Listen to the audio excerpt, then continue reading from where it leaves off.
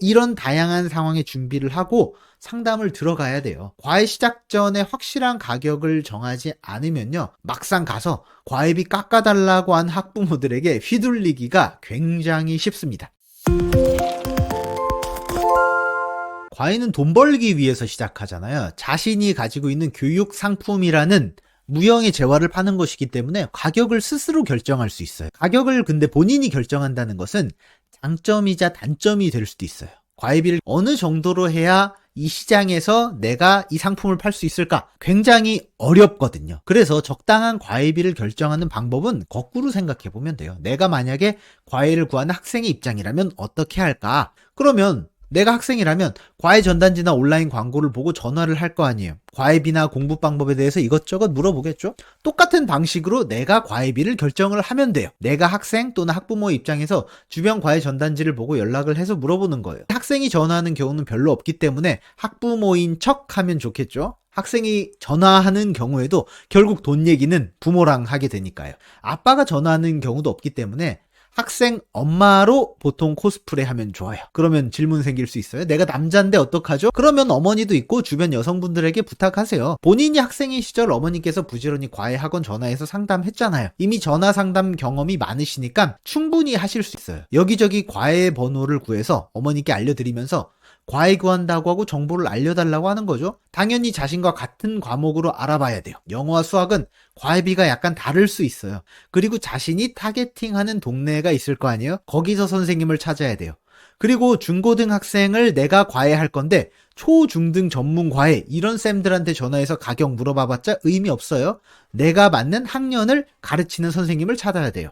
그리고 1대1 과외인지 그룹 과외인지도 확인을 해야 돼요. 선생님이 방문하는지 학생이 방문하는 과외인지도 체크를 해봐야 됩니다. 그렇게 번호를 모아서 어머니께 전달을 하면서 반드시 알아내야 할 필수 정보를 알려주셔야 돼요. 주 몇 회 수업인지, 회당 몇 시간 수업인지, 가격은 얼마인지, 가격이 한 달 기준인지 또는 8회 기준인지 이런 것들을 꼭 숫자와 관련된 정보를 알아내야 합니다. 물론 전화해서 바로 가격 물어보고 횟수 물어보면 어색하잖아요. 안녕하세요, 거기 영어 과외죠? 한 달 가격이 얼마예요? 이렇게 물어보면 굉장히 당황스러울 수 있잖아요. 그래서 일단 이런저런 얘기를 하면서 자녀는 어떻게 저쩌고 공부는 어떻게 하고 이런 잡다한 얘기를 하면서 가격이랑 횟수 이런 필수적인 정보를 물어볼 수 있을 거예요. 그리고 보통 중학생, 고등학생 과외를 생각하잖아요. 그러면 어머니께 부탁을 드리면서 컨셉을 잡으라고 하는 게 좋아요. 큰아이는 고등학생, 작은 아이는 중학생이 있는 엄마로 컨셉을 잡으려고 말씀드리는 게 좋아요.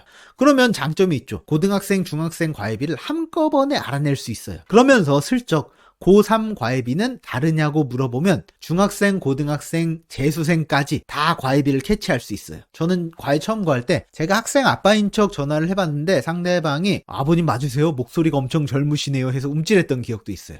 그렇게 한 5군데에서 10군데 정도 전화를 돌려봐요. 그러면 대략적인 주변 시세가 나오게 됩니다. 그 중에 가장 저렴한 수준의 가격으로 산정을 하면 큰 무리가 없을 거예요. 알아본 가격보다 높은 축에 해당하면 안 되고요. 최저 가격보다 더 낮추지도 마세요. 가격이 너무 저렴하면 이거 뭔가 이상한 야매 아니야? 이렇게 생각할 수 있거든요. 그렇게 가격을 확실히 정하고 상담을 해야 됩니다.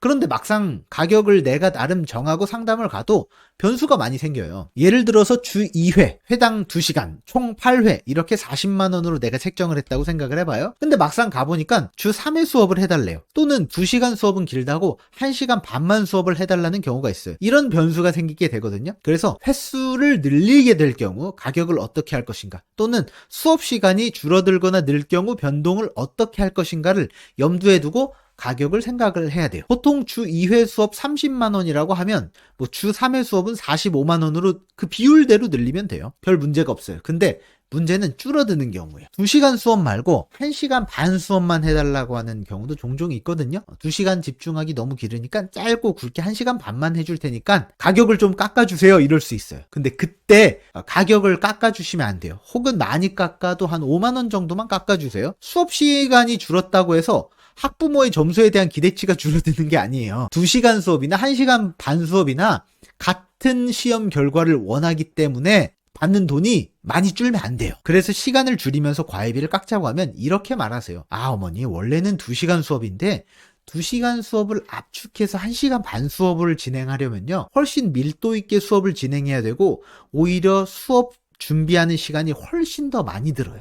그래서 교육비 조정은 어려울 수도 있겠네요. 아니면 제가 수업 준비를 더 많이 해야 되는 단점이 있지만 시간이 줄어드니까 제가 많이는 힘들고 한 5만 원 정도는 조정해 드릴게요. 이런 다양한 상황에 준비를 하고 상담을 들어가야 돼요. 과외 시작 전에 확실한 가격을 정하지 않으면요, 막상 가서 과외비 깎아달라고 한 학부모들에게 휘둘리기가 굉장히 쉽습니다.